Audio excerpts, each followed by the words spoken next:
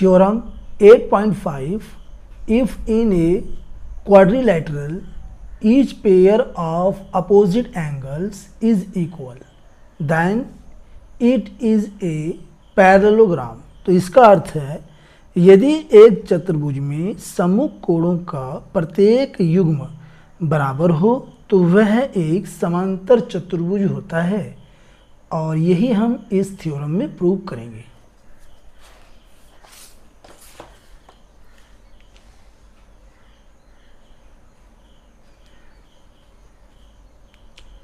तो यहाँ फिगर हम पहले बनाएंगे क्वाड्रिलैटरल का।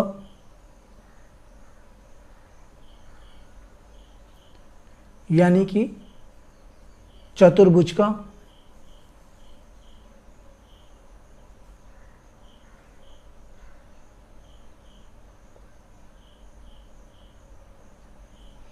इसे नाम दे देते हैं A B C D.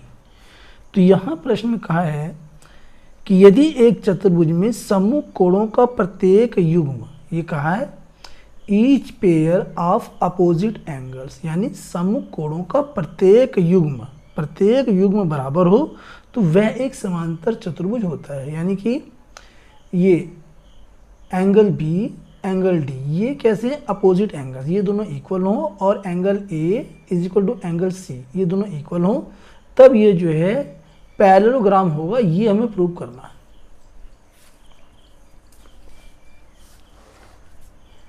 Given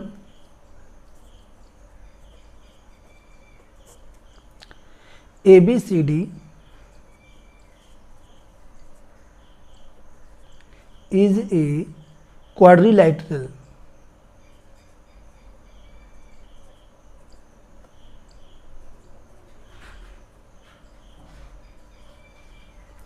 in which, जिसमें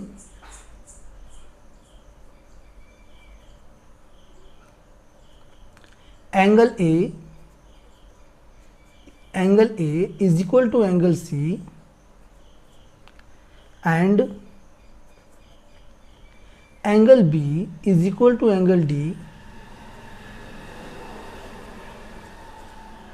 ये हमें क्वेश्चन में दिया हुआ है, गिवन है।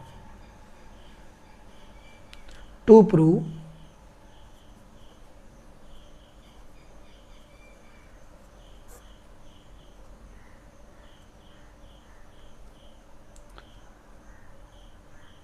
ABCD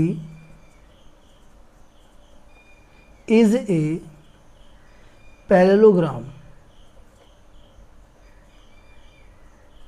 ABCD is a parallelogram। हमें सिद्ध करना है कि ABCD ये जो दिया हुआ है यह एक पैरेललोग्राम है। तो यहाँ पे पैरेललोग्राम के लिए क्या होगा, जब हम सिद्ध करेंगे पहले कि ये एंगल ए एंगल बी, ये जो एंगल ए है एंगल बी, इन दोनों का जो सम है, इन दोनों एंगल का जो सम है वह 180 हो जाएगा। तब ये AD और ये BC, ये दोनों कैसी साइड्स हैं, ये पैरेलल साइड्स हैं, ठीक है। और फिर इसके बाद हम सिद्ध कर देंगे ये BC एंगल और ये एंगल C, BC एंगल और ये एंगल C, इन दोनों का जो सम है वह 180 हो जाएगा। तब ये AB और ये CD पैरेलल लाइन्स है, ठीक है।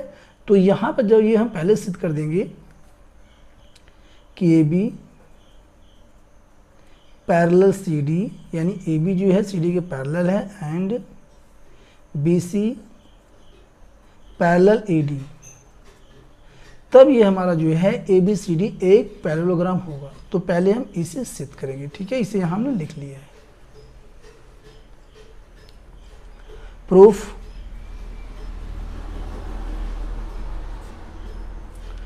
चूंकि हम जानते हैं कि क्वाड्रिलेटरल के चारों एंगल्स का जो सम होता है वह 360 होता है, या हम कह सकते हैं चतुर्भुज के चारों कोणों का जोड़ 360 डिग्री होता है। तो यहाँ हम लिख सकते हैं angle A plus angle B plus angle C plus angle D is equal to 360। और यहाँ हम लिख सकते हैं रीजन में angle sum property angles, sum property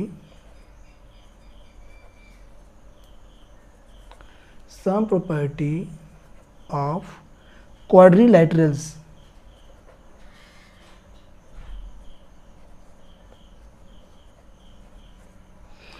तो यहाँ पे चूंकि हम जानते हैं कि चतुर्भुज के चारों कोणों का जोड़ 360 डिग्री होता है, तो हमने यहाँ पे इसे कर लिया है।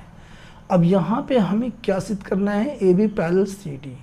तो यहाँ पे ये एंगल ए और एंगल बी इसमें आना चाहिए हमारे पास, ठीक है। तो इसको करने के लिए हम क्या करेंगे, एंगल ए एंगल बी को रहने देंगे, angle A plus angle B plus angle C के स्थान पर हम पुट करेंगे एंगल ए, चूंकि हमें दिया हुआ है angle A is equal to angle C, तो एंगल सी के स्थान पर हम रख सकते हैं एंगल ए, तो यहाँ हो जाएगा एंगल ए।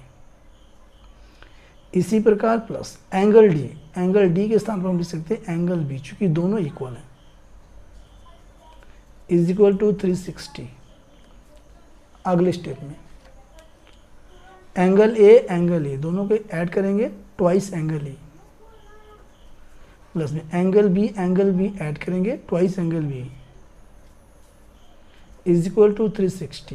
कॉमन लेंगे 2, angle A plus angle B is equal to 360, angle A plus angle B is equal to 360 upon 2।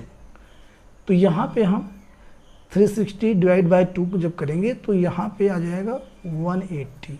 तो यहाँ पर हमारे पास आ गया angle A plus angle B is equal to 180। तो यहाँ पे हमारे पास आ चुका है angle A plus angle B. Angle A angle B जो हैं ये हमारे कैसे एंगल हैं, ये हमारे हैं को इंटीरियर एंगल्स। और चूंकि हम जानते हैं और हमने ये पढ़ा है लाइंस एंड एंगल्स चैप्टर में, चैप्टर 6 में क्या पढ़ा है कि जब दो लाइंस होती हैं और उनको कोई ट्रांसवर्सल लाइन ऐसे काटती है, तो ये एंगल और ये जो अंतः एंगल होते हैं, इंटीरियर एंगल होते हैं, अंतः कोण, तो इनको हम कहते हैं को इंटीरियर एंगल। और इनका जो सम होना चाहिए 180 होना चाहिए। जब 180 होता है तब ये दोनों लाइंस जो है, यानी इसको हम कहते हैं यल, इसको कहते हैं यम, तब ये दोनों लाइंस जो है यल पैरेलल यम होती हैं, ठीक है। तो यहाँ भी हम यही करने वाले हैं। तो यहाँ पर जो है एंगल ए और एंगल बी दोनों का जो सम है वो आया 180। इसलिए एंगल ए एंगल बी को इंटीरियर एंगल्स हैं। इसलिए हम कह सकते हैं कि BC पैरेलल AD। तो यहाँ पे हम लिख सकते हैं आल्सो दीज आर, रीजन हमें यहाँ पे लिखना होगा, दीज आर को interior angles.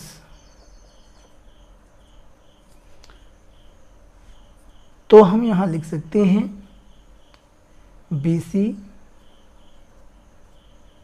BC parallel AD।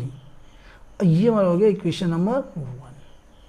तो यहाँ पे हम कह सकते हैं कि एंगल ए एंगल बी ये दोनों एंगल को इंटीरियर्स एंगल हैं।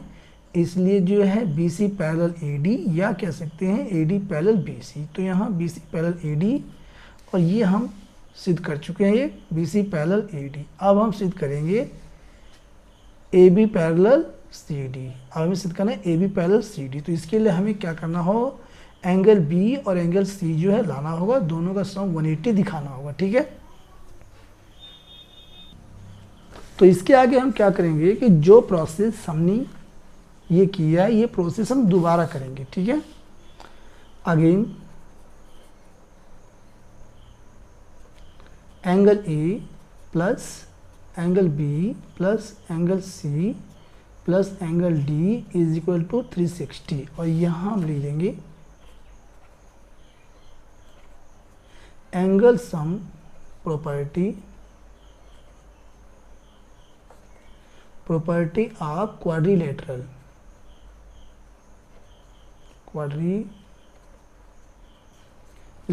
ठीक है। यानी कि चतुर्भुज के चारों कोणों का जोड़ 360 डिग्री होता है। अब यहाँ से हमें क्या लाना है, हमें लाना है एंगल बी और एंगल सी हमें दिखाना है। तो एंगल बी को हम रहने देंगे, एंगल बी एंगल सी को रहने देंगे। एंगल ए के स्थान पर हम कर सकते हैं एंगल सी में गिवन है, तो angle C plus angle B plus angle C plus angle D के स्थान पर हम लिख सकते हैं एंगल बी गिवन है इज इक्वल टू 360। अगले स्टेप में तो यहाँ से हम कर सकते हैं angle B twice angle B plus angle C twice angle C is equal to 360 ठीक है। इसके आगे और यहाँ से 2 कॉमन लेंगे, 2 ब्रैकेट में angle B plus angle C is equal to 360। अगले स्टेप में angle B plus angle C is equal to 360 upon 2। तो जब 2 से डिवाइड करेंगे तो ये कट जाएगा, आ जाएगा 180। तो हम कर सकते हैं angle B plus angle C is equal to 180। तो यहाँ देख लेते हैं ये हमारा आ चुका है angle B plus angle C, यानी कि इन दोनों का इन दोनों एंगल का जो सम है वह 180 यानी को इंटीरियर एंगल्स है। तो हम कह सकते हैं कि A B parallel C D, ठीक है। तो यहाँ हम लिख देते हैं आल्सो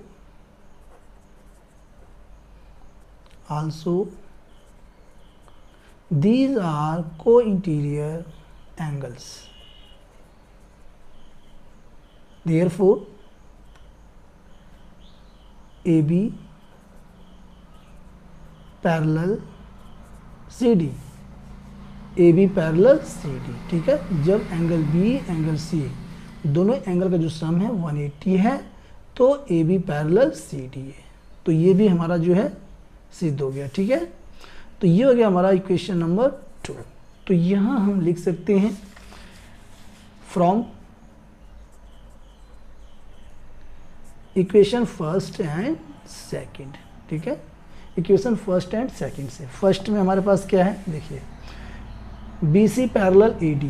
तो यहाँ पर देखिए ये BC पैरेलल AD यानी BC AD दोनों पैरेलल हैं। इसके बाद equation second AB parallel CD, AB जो है CD के पैरेलल है। तो यहाँ हम कह सकते हैं ये ABCD इज ए पैरेललोग्राम है, यानी यह एक समांतर चतुर्भुज है।